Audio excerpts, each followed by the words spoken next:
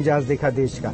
इस 40,000 sample size में आप देखिए जो वोट प्रतिशत एनडीए की तरफ जाता दिख रहा है हमारे सर्वे में, वो 42.7% एनडीए की तरफ है, यानी बीजेपी और घटक दल। और इंडी गठबंधन की तरफ 31% का ये वोट परसेंटेज जा रहा है और अदर्स में 26.3% वोट परसेंटेज है। और ये आपने देखा गठबंधन के स्तर पर। अब जो सीधा मुकाबला है भारतीय जनता पार्टी और कांग्रेस पार्टी का, उस अंतर को आप देखिए। भारतीय जनता पार्टी को 34.60% वोट मिल रहे हैं, कांग्रेस पार्टी को केवल 18% वोट मिल रहे हैं और अन्य के खाते में लगभग 26.30 वोट। यानी रोहित, सीधा मतलब ये कि दुगने का फासला है कांग्रेस और भारतीय जनता पार्टी के बीच में। बिना देर की एक बार एनके सिंह साहब से इस आंकड़े को भी समझता हूं, उसके राहुल देव और मनोज से, तीनों से। एनके सिंह साहब, ये जो वोटिंग परसेंटेज दिख रहा है उसमें तो बहुत बड़ा मार्जिन दिख रहा है, मतलब बीजेपी सीधे सीधे बहुत आगे दिखे, डबल, ऑलमोस्ट डबल। नहीं, देखिए ऐसा होता है कि नहीं, जो एफपीटीपी सिस्टम है, first pass the post system, इसमें कई बार होता है कि कुछ कॉन्स्टिट्यूएंसीज में मार्जिन बहुत ज्यादा हो जाता है, लेकिन सीट तो एक ही आती है। आप उदाहरण एक ले लीजिए, बनारस में देश के प्रधानमंत्री चुनाव लड़ रहे हैं। मान लीजिए, एक उदाहरण लेते हैं कि 5 लाख के मार्जिन से वो जीत रहे हैं, लेकिन सीट तो बीजेपी को एक ही मिलेगी जी। उसके बगल में चंदौली में हो सकता है कि कांग्रेस प्रत्याशी जीत रहा हो, लेकिन वो 250 के मार्जिन से जीत रहा हो, सीट उसकी भी एक ही आएगी। तो इसलिए एक गैप होता है सीट शेयर और वोट शेयर में। कई बार होता है कि सीट शेयर बढ़ जाता है, वोट शेयर कम हो जाता है, और इसका उल्टा भी होता है। लेकिन मनोज सर, 2019 में 38% के आसपास वोट शेयर था एनडीए का। इस बार जो हम अपने सर्वे में दिखा रहे हैं वो 42% के पार है। ये तो 4% से ज्यादा अगर बढ़ता है, जैसा इनके सर कह रहे थे, एफपीटीपी, एक बड़ा मार्जिन होगा सर यहाँ पर। ये एनडीए का 38 से बढ़कर 42। नहीं, एनडीए का पिछली बारी बीजेपी का 38 था, एनडीए का नहीं। एनडीए में और बीजेपी में आप कह रहे हैं कि ये जो हम दिखा रहे हैं अभी, इसमें भी एक बड़ा मार्जिन है, 42%, 2% बढ़ा, कमी है, 2% कम है।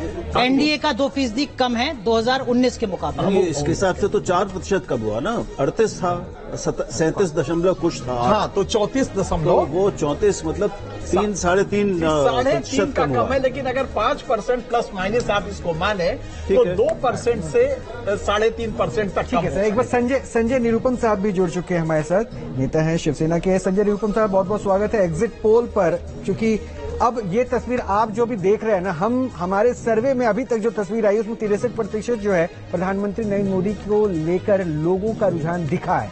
और वोट परसेंटेज भी हमने अभी साझा कर दिया है, 34.6% बीजेपी की तरफ, और एनडीए का कुनबा लगभग 42% के आसपास वोट शेयर लेके जा रहा है। पहली प्रतिक्रिया आपकी मैं जानना चाहूंगा, इस पर कैसे देख रहे हैं? देखिए, इस बात में कोई शक नहीं है, कि पूरा लोकसभा चुनाव जो 2024 का था या है, उसको प्रधानमंत्री नरेंद्र मोदी ने अपने कंधे पर ढोया। भारतीय जनता पार्टी और उनके सहयोगी दलों की जो चुनावी मशीनरी थी, वो मशीनरी लगी हुई थी, लेकिन प्रधानमंत्री ने जिस प्रकार से धुआंधार प्रचार किया है और जिस प्रकार से उनकी लोकप्रियता में किसी प्रकार की कोई कमी नहीं आई है। कोई व्यक्ति 10 वर्षों से सत्ता के शिखर पर बैठा है, बावजूद इसके लोगों के अंदर उनकी लोकप्रियता बरकरार है, बल्कि और भी ज्यादा बढ़ गई है। तो इस हिसाब से मैं समझता हूं कि भारतीय जनता पार्टी उनके सहयोगियों के पक्ष में जबरदस्त रिजल्ट आने वाला है 4 तारीख को। दूसरी तरफ जो इंडिया गठबंधन के हमारे साथी थे, कांग्रेस और उनके सहयोगी दल के लोग, उनके बीच भयंकर बिखराव था। वो बिना वजह एक सिर्फ संविधान का मुद्दा लेकर के चलते रहे, आरक्षण का मुद्दा लेकर चलते रहे, जातिगत सर्वे का मुद्दा लेकर चलते रहे, जबकि इससे आज के हिंदुस्तान का कोई लेना देना नहीं है। आज के हिंदुस्तान का लेना देना है उनकी नौकरी से जुड़ा प्रश्न, उनके जनजीवन से जुड़ा प्रश्न, उनके बेसिक इंफ्रास्ट्रक्चर से जुड़ा प्रश्न। इन विषयों के ऊपर चर्चा कम हुई और चर्चा संविधान और आरक्षण और इन विषयों के ऊपर, जातिगत जो सर्वे जो है उन विषयों पर, इसकी वजह से। और उसके बाद मोदी का कोई ऑल्टरनेटिव उन्होंने नहीं दिया। इंडिया गठबंधन की तरफ से कौन उनका नेता है जो अगर ये सरकार में आते हैं तो प्रधानमंत्री बन सकते हैं। ऐसा कोई नाम ही नहीं आया। यहां से तो महाराष्ट्र से तो उद्धव ठाकरे का भी नाम प्रोजेक्ट कर दिया गया था। अब उनके पास मुश्किल से 1-2 सीटें आएंगी और उनको प्रधानमंत्री पद का उम्मीदवार घोषित कर दिया गया। कहीं से खड़गे जी का नाम आ रहा है, राहुल जी का नाम आ रहा है, अखिलेश यादव का भी नाम आ रहा है, ममता बनर्जी ने भी एक कह सकता हूं कि रिंग में अपना हैट डाल दिया कि मैं भी सपोर्ट करूंगी, मतलब उनकी भी इच्छा थी। नीतीश कुमार एक अरसे से बेचारे चाह रहे थे लेकिन धीरे से फिर भारतीय जनता पार्टी के पास चले गए।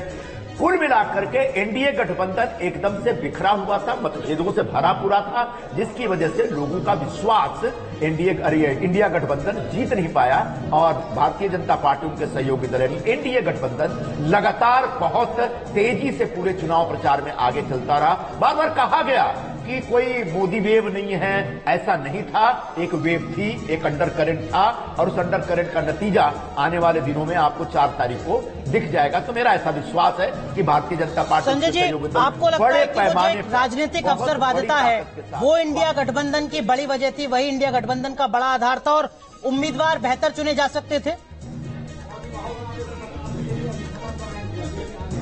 बिल्कुल बिल्कुल बिल्कुल नहीं। क्या आपका सवाल क्या है कि मतलब इंडिया गठबंधन का कोई अपना उम्मीदवार नहीं है प्रधानमंत्री पद का, ये पूछ रहे हैं आप? नहीं, जो कैंडिडेट्स लोकसभा के उम्मीदवार उतारे इंडिया गठबंधन ने अलायंस करके, उनमें कुछ गड़बड़ रही, राजनीतिक अवसरवादिता का जो टैग लगा रहा, उससे इंडिया गठबंधन नहीं उभर पाया? देखिए, सबसे बड़ा जो विषय था ना कि इंडिया गठबंधन, देखिए किसी भी गठबंधन में एक पार्टी जो होती है जो इंजन का काम करती है और जिसके पीछे सारी पार्टियां एक डब्बे की तरह जुड़ करके चलती है। जैसे इंडिया गठबंधन, भारतीय जनता पार्टी एक मजबूत इंजन है, बाकी छोटी छोटी पार्टियां एक डिब्बे की तरह चल रही है और इंजन उनको खींचती है। इंडिया गठबंधन में कोई इंजन ही नहीं था। कांग्रेस पार्टी खुद इतनी लाचार और मजबूर पार्टी थी कि वो अलग अलग राज्यों में वहां की जो पार्टियां हैं उन पार्टियों के ऊपर पूरी तरह से आश्रित हो गई। जैसे एक उदाहरण देता हूं आपको, उत्तर प्रदेश का गठबंधन की चर्चा से पहले ही अखिलेश यादव ने सीटें अनाउंस कर दी और बोले कि ये सीट मैंने आपके लिए छोड़ दी। महाराष्ट्र में बिल्कुल यही हुआ। जो यहाँ बची खुची शिवसेना है, उत्तर उबाठा जिसको हम कहते हैं। अच्छा, निरुपम साहब माफी चाहूंगा, आपको मैं रोक रहा हूं क्योंकि देखिए हमारे सर्वे से जुड़े जो दर्शक थे, न्यूज नेशन से जो जुड़े दर्शक हैं, उनको जिस बात का इंतजार है वो इंतजार हम खत्म करते हैं। जनादेश 2024 में हम आपके सामने सीटों की पूरी गणित सामने लेकर आ रहे हैं। ये पिक्चर साफ कर देते हैं। बीजेपी को दरअसल यहां पर 295 से 327 सीटें मिलने का अनुमान है।